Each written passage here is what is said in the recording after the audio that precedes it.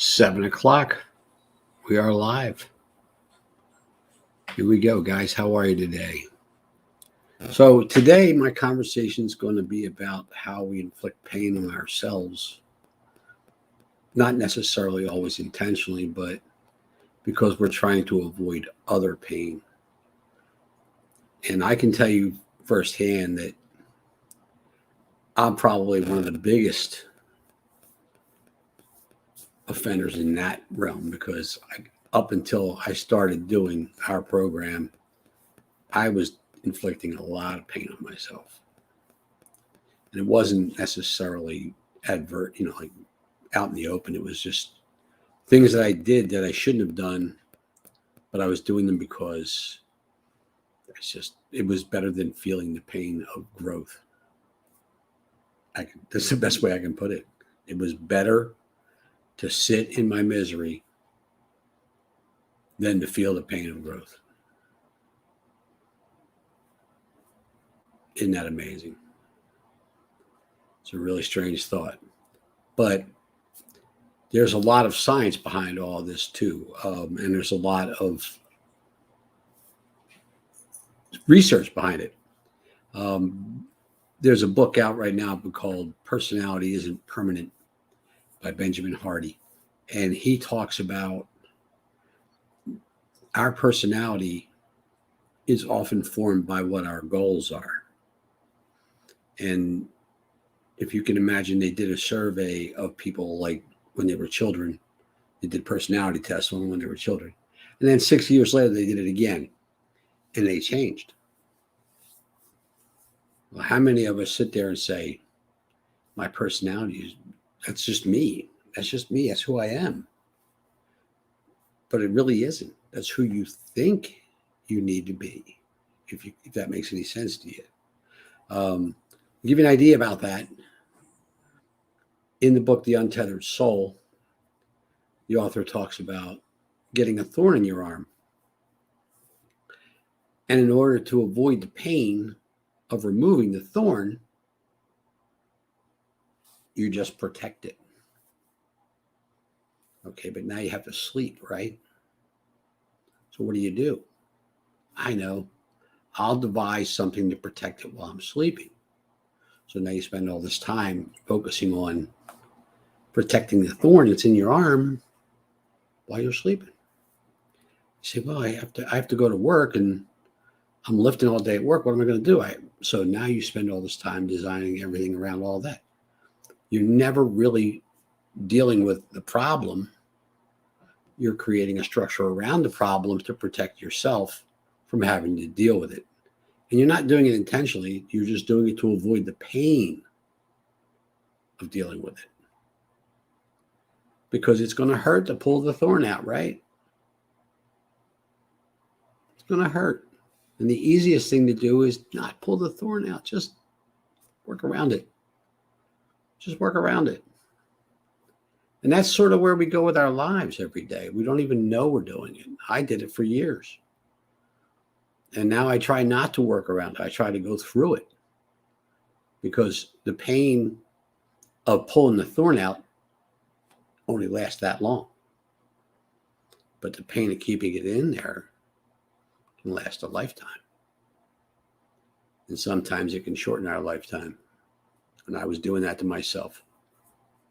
So when you look at your life, and when you look at the things that you're doing for yourself and to yourself and with yourself, are you advancing your cause?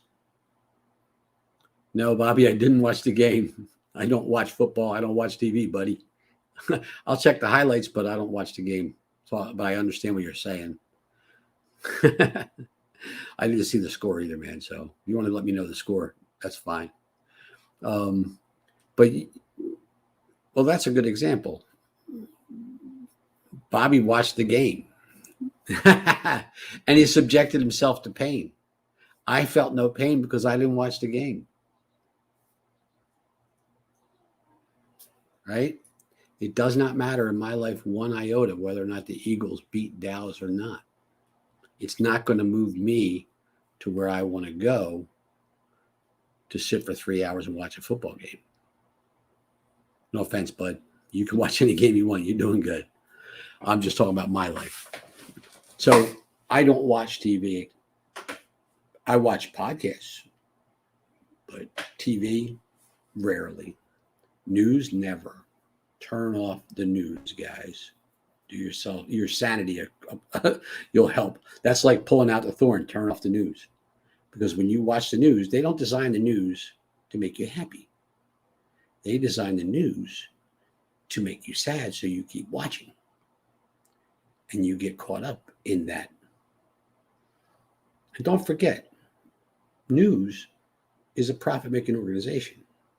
If you're not watching, they're not making money. So they're going to do everything they can to draw you in. So that's just something to think about. But here's the thing.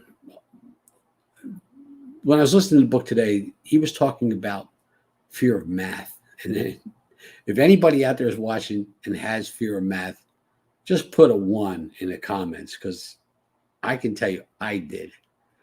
I convinced myself I was horrible at math when I was a kid. I hated math. I struggled with math at every grade. I think I might have graduated with like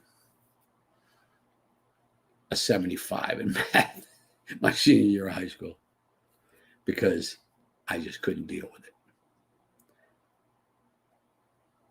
But what he was talking about was that it's actually a life trauma that causes that, because everybody can be good at math. You just have to believe that you can be good at math and do the work that it takes to be good at math. But those of us who feel like we weren't good at math,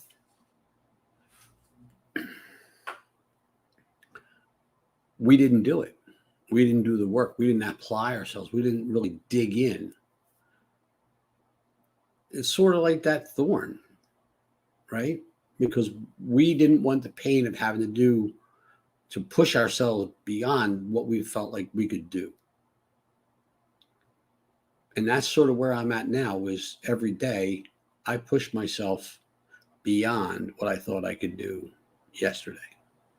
I was comparing what I was doing with kayaking to, I think it was June. It's now the end of September. So I compared a 4.5 mile row I did in June to a row that I did today, and incrementally better, hugely better. Like, I think it took me almost 21 minutes to row a mile in June, and it took me less than 17 today, 16 something. Progress, right? If I had tried to do 16 minutes in June, I would have quit paddling because I didn't do it. I would have said, well, I can't do that. But what I've learned is it isn't what you can do now that matters. You can do it now, but what you do every day gets you to where you want to be. And there is a key. So if you take a goal and you say, all right, I have this really big goal, and you say, well, I'm going to do that goal today, and it doesn't happen, maybe that wasn't a realistic expectation. Maybe, just maybe, it might take you 2 to 3 years to get to that goal, maybe 5. And in order to do that, you have to do these certain action steps. And if you're not doing the action steps, then you're not going to get to the goal either. Is that the goal's fault? And here's the really scary part. You're going to have bad days. You're going to have sucky days. I do. I have days I don't feel like doing it. I have days that I don't feel good out there. I have days I don't want to paddle. I have days where it feels like the wind is just fighting me all day. But I keep going because I don't get to my goal if I stop. I might have to reorganize. I might have to change. Maybe I could change directions and get the wind at my back for a while. Eventually, though, I have to turn back into it, don't I? Because at some point, I have to get back to my point where I started, right? You start at A, When you're paddling, you go out to A, you go around, you come back to A again. There is no B and C. I go in and I go out the same place. So that's sort of what I wanted to talk about today, because sometimes we think that we're stuck where we are because that's just who we are. And that's not true. You're stuck where you are because you don't believe that you can make the goals that you really want for yourself. And I'm here to tell you that if you set a goal and you keep working at it, you're going to get there. And I'll tell you my goal now, because you know what, this is the accountability phase right now. I am at just under 17 minutes a mile out there. My goal is to be at 15 minutes a mile within the next 2 months. And I promise myself when I do that, I'm going to step it up at least to another mile or two to keep going. Because right now I'm at 4 miles at 16 and change, which for me is huge, because my first time out, it took me 26 minutes to go 1 mile.